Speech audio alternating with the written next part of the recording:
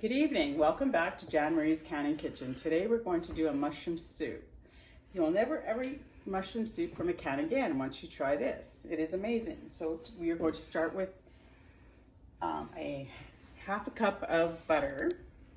We are going to melt this with some onions.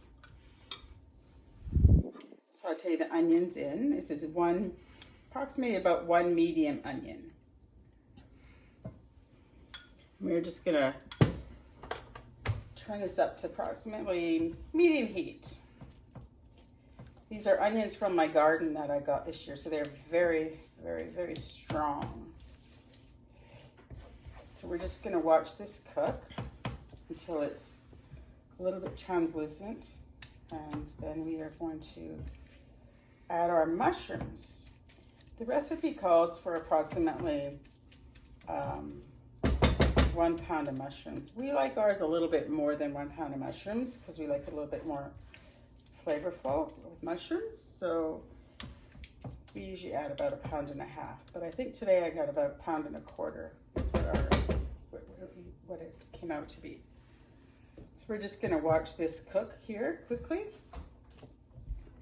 and then we're going to add our mushrooms. One thing I like about this soup is it's just so flavorful and you can do so many things with it. You can add different spices to it. I choose to mainly because my family is not as creative and they don't like as many spices, so I choose to just stick with the salt and pepper. But I know a lot of my friends and that, they add thyme and garlic and everything else to it. And you can definitely do that with this soup as well. But I'm choosing just to stay with the salt and pepper today. And I'm going to add a teaspoon of pepper to this and approximately 1.5 teaspoons of salt to my onions and my butter mix. And now that this is getting very, very hot, I'm going to add my mushrooms.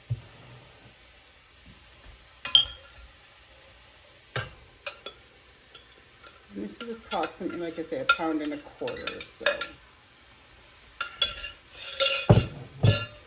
And we're going to stir these into this onion mixture. And we're going to wait until they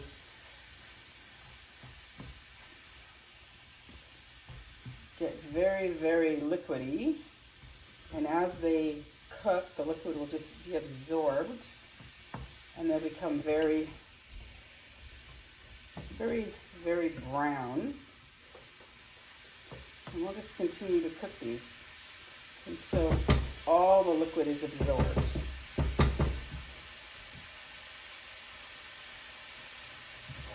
Once that liquid is absorbed, we're going to add flour to this. And it kind of makes like a roux. This takes a couple minutes to do this. We'll just continue to stir this as we go.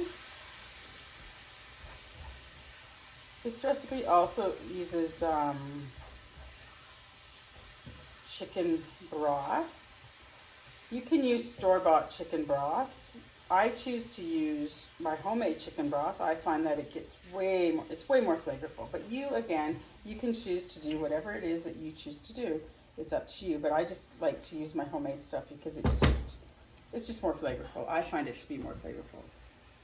As you can see, the mushrooms are just about all absorbed and the liquid is all gone from it. So what I'm going to do next is I'm going to add 2/3 cup of flour.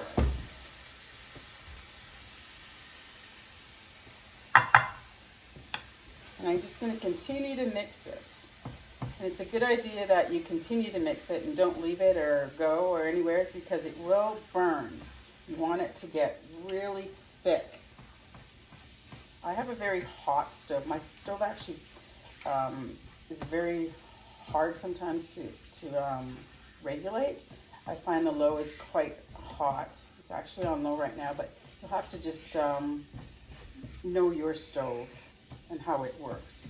But you're supposed to cook this until it gets quite brown, so you get a really great looking soup. You want it kind of dark.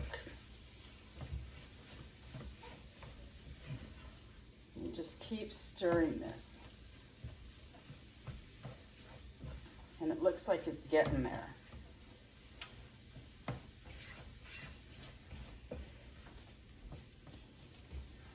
Now I'm going to slowly add my 4 cups of chicken broth.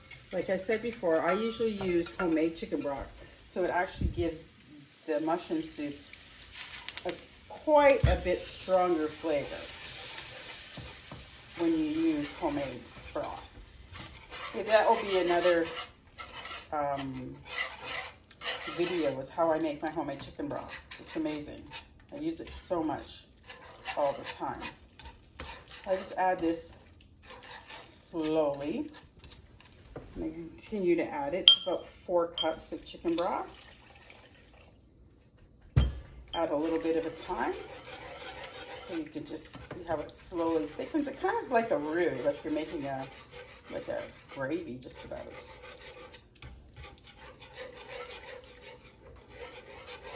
But as you can see, it's getting thicker and thicker as you go, and it gets browner and browner. You can actually smell the aroma. It smells amazing, actually. It's too bad you're not here to smell it, because it's actually smelling so wonderful. I love it. This is one of my favorite recipes, and I hope you enjoy it as well. I'm just going to continue to add this rest of my chicken broth. Just get this cooking. As you can see, I kept stirring this, and it's just taken a little bit, and it's now boiling. And once it gets to boiling, you can add any remainder spices that you like. If you want to add garlic or thyme or anything you want, this is the time to add it. I'm not going to add any, because my kids actually don't like it with thyme or anything, but a lot of people do. I don't mind it, but they're just not as fond of it. So at this point, I'm going to now add 2 cups of whipping cream. Whipping cream absolutely makes this dish absolutely marvelous. And you just keep stirring it. Again, stir it all in so it's all stirred up. And you kind of bring it back up to bring it back up to boiling again.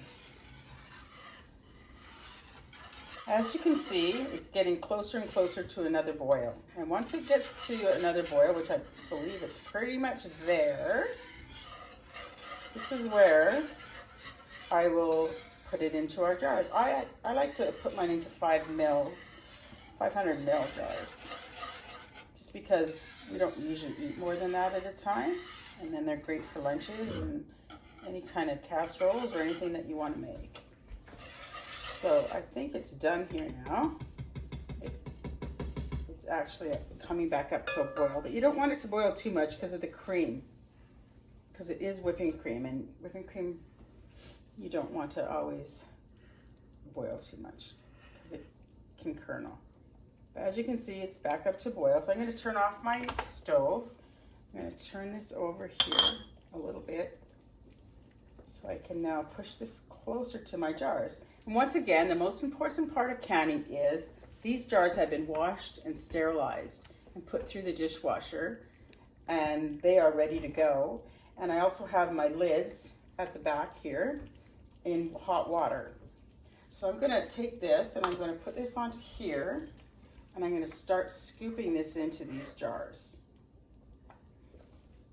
And I always leave approximately a 1-inch headspace so that there's not a lot of siphoning when you're actually canning it, because you don't want siphoning, because if you get siphoning and it starts pouring out the sides, what happens is the jars don't seal as well, and you might end up with jars that aren't sealed, and that would not be good, because you'd end up eating it all before you really want to eat it all, and that would not be good. I also like to use this little white apparatus here that helps me keep everything in the jar so I don't mess anywhere. As you can see, I finished pouring all the soup. It made 4 500 mils jars. Now the next really important step is you always have to wash off the top of the wipe off the top of the jars. Really important. You don't want any residue left here, which should cause it possibly not to seal. Everything's about the seal. Everything's about the seal. Getting a proper seal, otherwise it's kind of useless and you'll be eating a lot of soup really quickly. And now I got my little magnet here that I take out my lids with, and I'm going to put one on each one. This way there's no bacteria getting on them. And they've been soaking in hot water.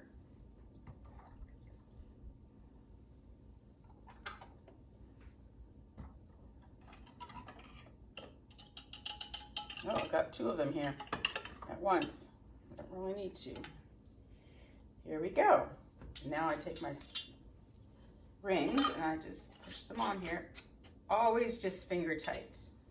Anything more than that, they end up bending and just not doing very well because it's just too much pressure. And there I go. I've got my 4 amazing jars of cream of mushroom soup. So now what I do is I'm using my Carry canner because it's on my electric canner. I do have an All-American, but it holds too much. It's really big, but when I'm just doing small amounts, I just use my Carry. So what I'm gonna do is I'm gonna put my 4 jars into my canner because this holds 5 jars perfectly, but I'm only gonna be doing 4. So I'm gonna put those in there perfectly and I'm gonna close it. And because I am at, and I'm gonna turn it, 2,400 feet above sea level. So I'm using a green vent because I have to be at 15 pounds of pressure for 2,400 feet above sea level. I turn it to exhaust. Now I'm just going to pressure cook, and I'm going to put it to 45 minutes because that's what it is for soup. And then I'm going to press start and I can walk away and I will be back to show you the finished product. Thanks you for watching. Hello, I'm back and the canner is now finished and I'm going to open it up slowly, always away from you, so the heat is going to go up and out. Ooh, nice and hot. Now I'm going to use my special tool here to take them out and press them on the counter.